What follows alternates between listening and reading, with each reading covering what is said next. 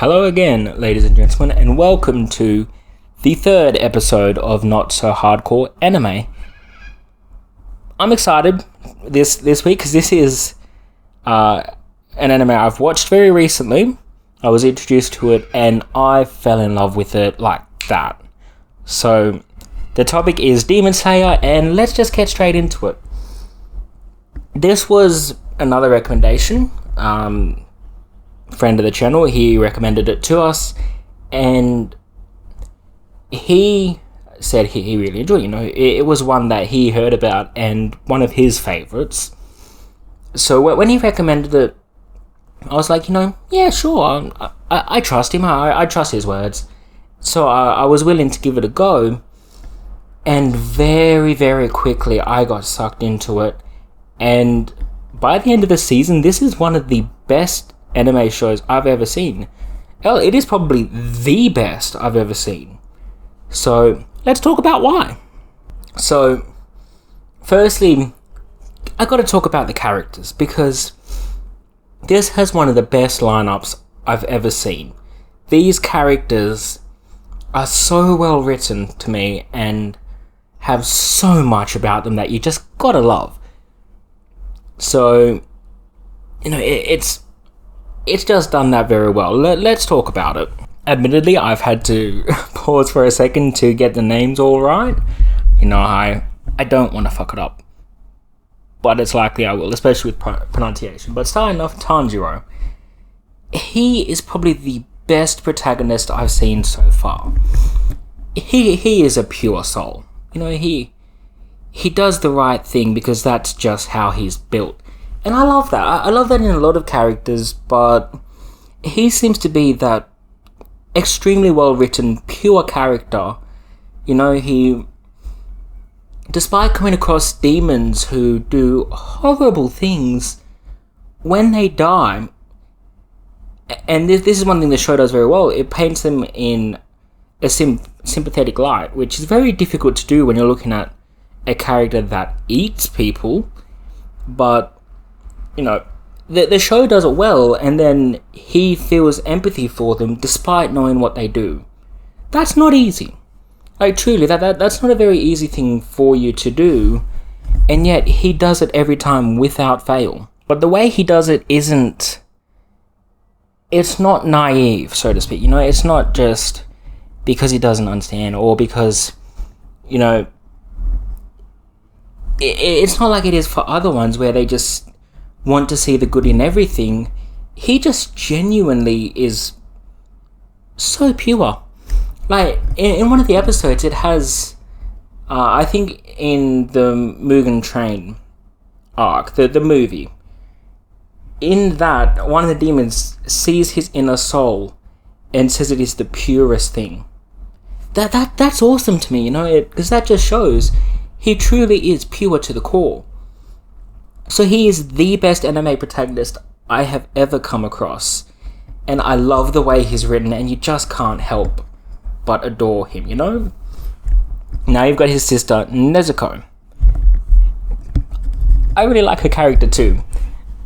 A funny note that I have for it, the voice actor for Nezuko, she might have had a fairly easy job. Now, I watched it dubbed, so I don't know if it is any different for the original language. But for the dub, sure, a few lines will take, but I don't feel like it would change for Nezuko. And in her case, basically, most of what she does is just grunts. So that doesn't seem that hard to voice, You look at it and you think, yeah, she barely says a word the whole time. Which, I don't know, that's just a note I had to mention. I find it quite funny.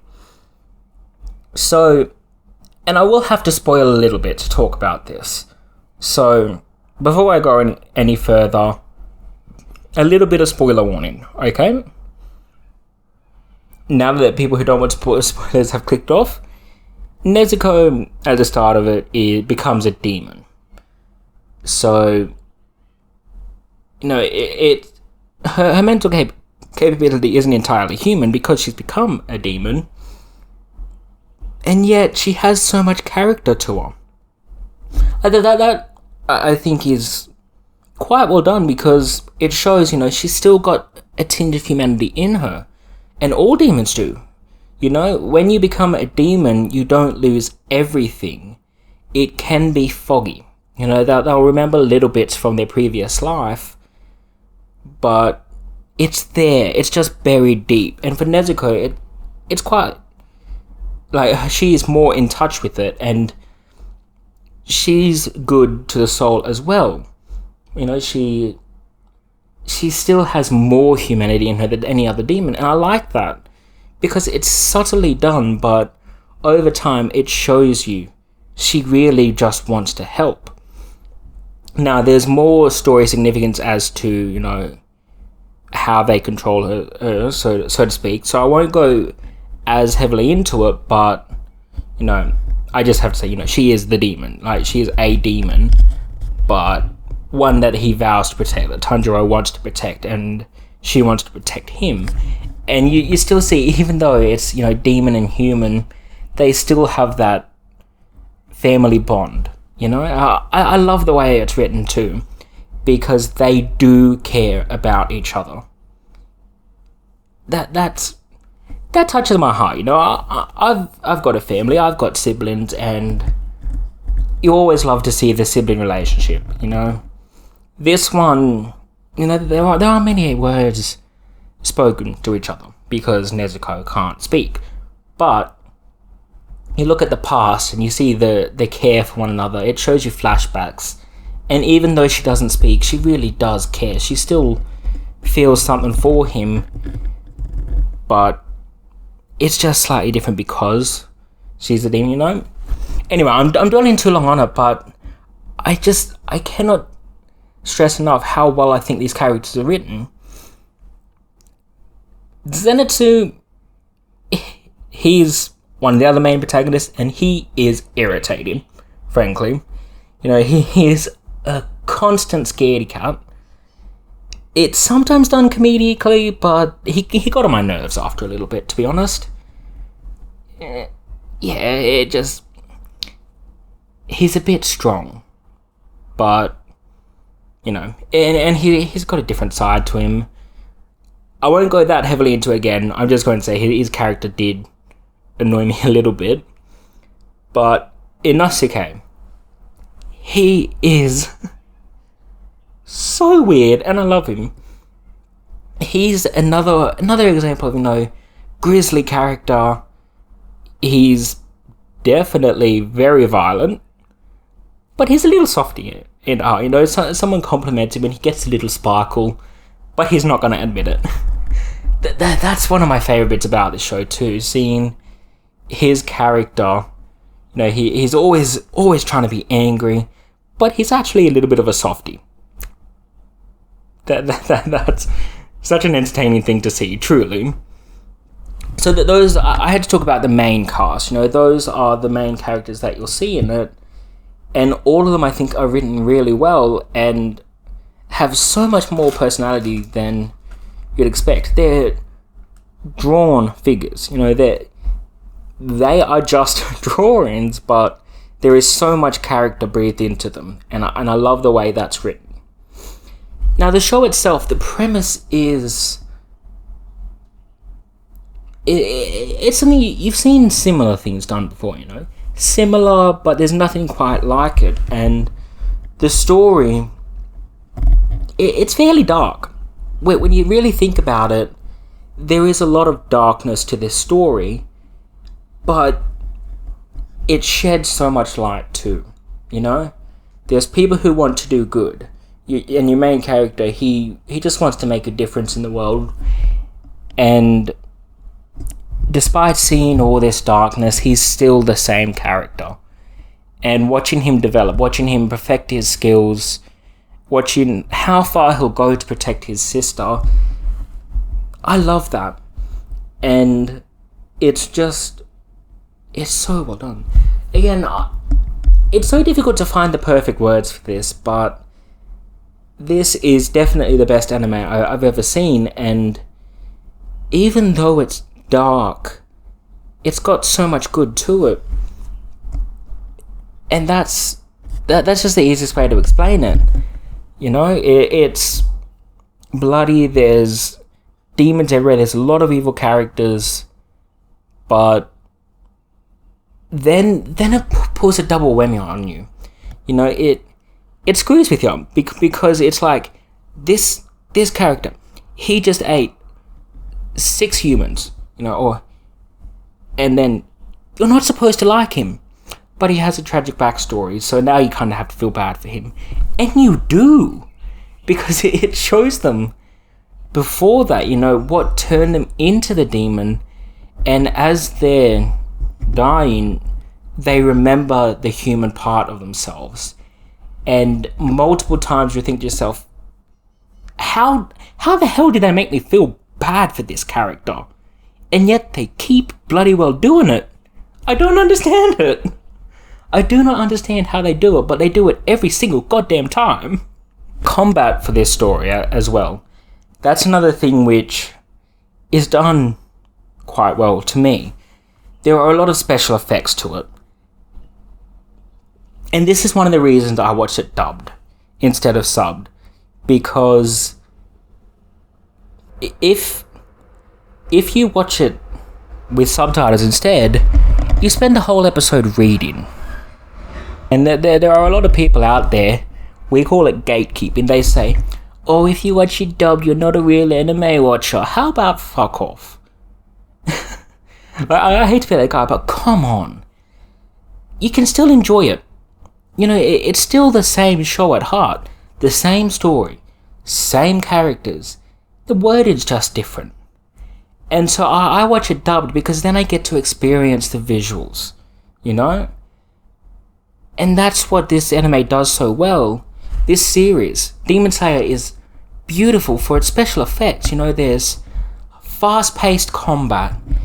There's... When they use their powers, there's different powers, like water. You got fire. Now, really, when you look at the powers, there's a lot more to them than just fire and water, but it's the easiest way to say, you know? And so, there's a lot of art to the combat, but if you spend the whole time reading, you can't experience it the same. And that's why I have to watch it dubbed, because then I can truly appreciate how beautiful this game. Again, I'm so used to talking about games, I apologize. But how beautiful this series is, and it really is so well drawn. I love the art style for it. I think it's very well drawn. It's very fluid motion. It's just beautiful to watch. And it's mostly based around combat, and so obviously like, that's, you know, they're fighting their demon versus humans. That every episode is based on that, obviously.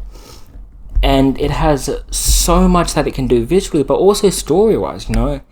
And it comes up with so many creative ways to display everything. You know, different demons will have different powers that they can use, which change everything. And it's not just for a visual. It's not just for a visual experience. It's got a lore base to it, you know, and it will explain why they choose that power sometimes, or it will tie in together where these powers will originate. For example, fire obviously comes from the sun, and that sort of thing. There's this whole list. I really can't go through it all, but there's more to it than just the simple looks, and that it's all connected. I feel like that conspiracy theorist guy. Everything's connected, man. Yeah, you know, if you look into it, there's so much more, and if you were to read the manga and that, there would be a lot more to it, right? Like there is a lot to experience, lore terms, than just what you see in the show. And there's only one season at the moment, so there's a lot more to come. There's been a movie as well, the Mugen Train arc. That will be as well the start of the second season. Will be the movie cut up with extra scenes added in. So you can bet as soon as the second season is out, I'll talk about that as well. What's changed, that sort of thing. But I've watched the first season and the train arc, and there's a lot to love again. So I've spoken quite a lot about the characters, the combat, that sort of thing. The creativity behind this, though, this is an anime that you look at it, and it will have the demons, and they just unsettle you. You know, you look at it and you think, some of them you look at it and you think, oh, what the fuck is that? Because it doesn't feel right. You know, it sends shivers down your spines, and it's because they look so inhuman. And that's a strange thing for an animation to do. Animations can't do that as well as, you know, special effects, live action things do usually. But this one, it has this blend between, you can see, you know, it has a face, it might have arms and that, but everything else is up and about, you know. There are so many abnormal things you can look at that it just doesn't look right. And that's a fun thing. That is a fun thing to experience throughout this, looking at all the different inhuman ones. In the Mugen Train arc, you've got one of the demons blends himself with the train. Who the hell came up with that idea? I don't understand how you come up with that and then know how to animate that to show a difference between this demon and a big train, and make it, you look at it and you think, well, yeah, you'd expect that that's what that'd look like, but how the hell did they come up with the idea in the first place? It's brilliantly done. It knows how to be off-putting without being too garish, you know. And some they'll look at it and they'll go, oh, we can make this really off-putting, but then it just seems overboard. This one, it's that right amount of alienating, but without overdoing it, without doing it badly. Yeah, so there is a lot to talk about for it, you know, and I have nothing bad to say for this anime. Looking at it, I've spoken about some of the characters, really, the story, the art, that sort of thing. There is nothing that I can criticize, because this is just so well written, so well animated, so creative. I would be hard pressed to find anything, and I would love to see if anyone else has criticisms for it, you know. The music for this one never really stuck out to me as much, you know. It also has been a week or two since I've really watched anything. It's been a couple of weeks, so I won't remember it as well. But, you know, the music definitely wasn't as bad, but it wasn't boppy like the other ones. But if it were, it would take away from the tone, if that makes sense. So, for what I remember, the music fit the tone of the show, but, you know, it wasn't outstanding to me. But again, like, there's not much to say in terms of that. The other thing that I find goes quite well is this does actually have comedic moments. You know, bits that just come out of nowhere. For example, the main character has a really hard head. So you have multiple times him headbutting someone, and them saying it's like headbutting a boulder. That sort of thing. It's something, it just comes out of nowhere and surprises you. And like, it's got that. And every now and then, either, you know, the way that they'll fight, or a conversation between two of the characters, it can come out of nowhere and make you laugh. That's always a good thing, you know. And this isn't a comedy show, you know. It's not that's not what it's designed to be. But it has those moments in it which they can lighten up the tone, you know, which is good. Like, it's always good to have that little bit of light in between the true dark tone to this. Because as I said before, this is a dark anime when you look at the story behind it and you look at what's happening, yet it can still make you laugh. You know, and you've got one of the characters who, as Inosuke, is so out there, like high energy. He's the one where I think a lot of the comedy comes around, and it just changes the tone here and there, you know?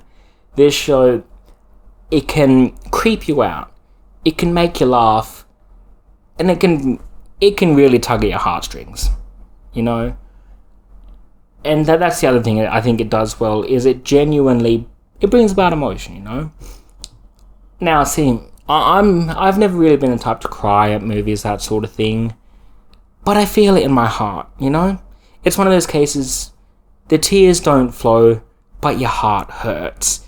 And that happened a couple times for me. You know, either I would look at a character who, one of the demons, and you find, you end up feeling sympathetic for them.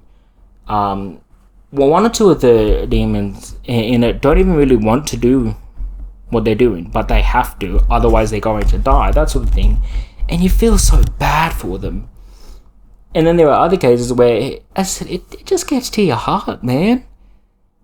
And that can be difficult to do, especially for something that's drawn, because, and obviously, like, this will sound weird, but when you see a difference between a drawing and something done in live action, it can have a different emotional impact, because when you look at something that's acted out in live action, it can be more, but in your subconscious it seems more real because it's real people acted it out.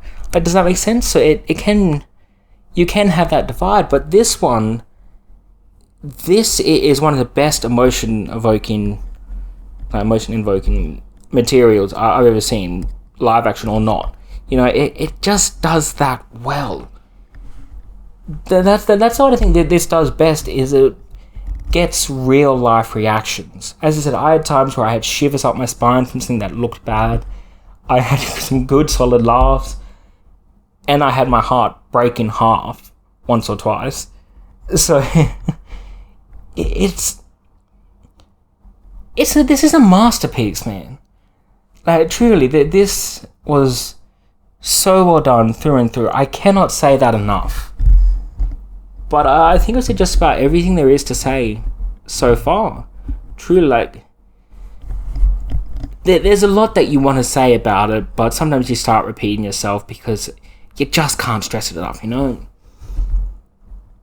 So this is one I really was looking forward to talking about.